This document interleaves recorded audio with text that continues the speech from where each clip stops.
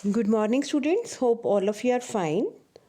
As you know that we were doing chapter 12 of history, and name of this chapter is the national movement second phase. Till now we have discussed various topics, and the last topics that we have discussed, that was about the Jallianwala Bagh massacre, Khilafat movement. With that, we also discussed about the revolutionary movement, the second phase. All these topics we have already discussed. So the today's topic is about the Poon Swaraj resolution. As you know, beta, uh, earlier the Congress leaders, they were demanding the self rule, and the self rule was the government by Indian under British control. But now demand for complete independence was growing, and at its annual session in 1928, the Congress passed a resolution demanding dominion status. And with a dominion status means the government by the Indians. It was a little less than complete independence, right? Like I was telling you that dominion status means the government will be formed by the Indian people but under British control. It was also declared that if dominion status was not given within a year, the Congress would settle for nothing less than complete independence. Complete independence means that British they are to go from our country. So in December 1929, the Congress held its annual session at Lahore. Jawaharlal Nehru was the president of this session. So beta, you can underline this also that in 1929 of Lahore session, who was the president of Congress? Like, right? So Jawaharlal Nehru. So in it, the Congress declared Poon Swaraj, means complete independence, as its ultimate goal. So it asked all congressmen and nationalists to resign from the legislature and not to participate in the forthcoming election. It was decided that 26 January would be observed as the Independence Day every year, and to achieve its demand, the Congress decided to start another mass movement. Beta, here you have read about the 26th January, that it was declared as the Independence Day. And do you know that this was the historical significance of this day? That is why this day was opted as for our implementation of Constitution, means as a Republic Day, right? So this was the topic about the Poon Swaraj resolution. Now the next topic is the civil disobedience movement. Under the leadership of Gandhiji, the Congress launched the civil disobedience movement in 1930. And do you know that its beginning was with the Dandi March?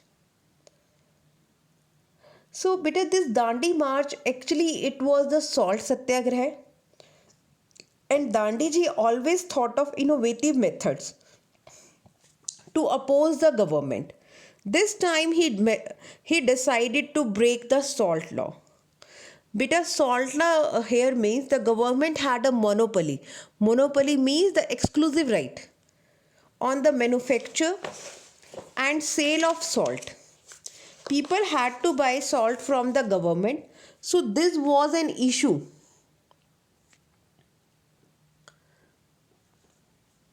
which touched the life of every Indian. As you know that salt is a very common thing, right? And the restrictions were put on salt. So on 12th March 1930, Gandhiji along with 78 followers left the Sabarmati ashram at Ahmedabad and travelled towards Dandi, a village on the west coast of India. After walking for 25 days and covering a distance of 385 kilometers, the group reached Dandi. Here Gandhiji broke the law by making salt.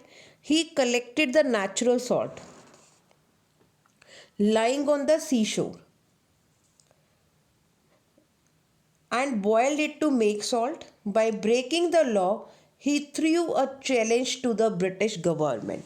Beta, here you can see these images also. These are images about the Dandi March and Gandhiji breaking the salt law on 6th April 1930. Sometimes the image questions can also be asked beta in your exam that identify this image, right? So that is why you have to just go through all the images also very carefully. Now the salt soon became the symbol of people's opposition to the government. In Tamil Nadu, C. Rajagopalachari led a similar march from Trichinopoly to Vedranayam. In Gujarat, Sarojini Naidu protested in front of the salt depots. Lakhs of people, which included a large number of women, participated in these protests. So now this satyagraha, this salt satyagraha, this became a mass movement. The civil disobedience movement carried forward the unfinished work of the non-cooperation movement. The whole country became involved in it. Hartals made life come to a standstill. There was large-scale boycott of schools, colleges, and offices. Foreign goods were burnt in bonfires. People stopped paying taxes. As you know, that was the last stage of the non-cooperation movement, and just because of the Chori Chora incident, the non-cooperation movement was withdrawn by Gandhiji. So now at this time, now people stopped paying taxes.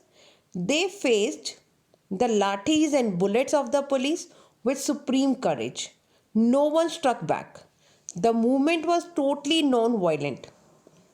As reports and photographs of this extraordinary protest began to appear in newspapers across the world, support for India's freedom struggle gained in strength. So this was the topic about the civil disobedience movement, how it was started with the salt satyagraha. Now the other topic is the first round table conference. Beta, it was held in 1930. In November 1930, the government called a conference in London to discuss the reforms proposed by the Simon Commission. The Congress boycotted it. Only the Muslim League, the Hindu Mahasabha, and the representatives of the Indian princes participated. And without the participation of the Congress, no decision on constitutional changes could be taken. Thus, the conference was a failure. It means this was inconclusive. No conclusion was taken over here. Now, the next topic is about the Gandhi-Irwin Pact, 1931. In 1931, Gandhiji met the Viceroy Irwin and signed the Gandhi-Irwin Pact. And under its terms, the government agreed to release all political prisoners, except those charged with the acts of violence. The Congress in turn agreed to suspend the civil disobedience movement and participate in the second roundtable conference. Right, so this was the Gandhi-Irwin Pact, or we can say in simple language that one agreement was signed by these both. Right, so now the further topic is about the second roundtable conference. In September 1931, Gandhiji went to London for another conference. The British government had also invited representatives from organizations connected to the Muslims, Sikh, Christians, and Indian princes. Most of these people claimed to be representatives only of their respective communities. Only Gandhiji represented the whole country. The government refused to accept the demands put up by Gandhiji, and again this conference ended as a failure. As you know that first roundtable conference was a failure in 1930. The second roundtable conference, it was also a failure.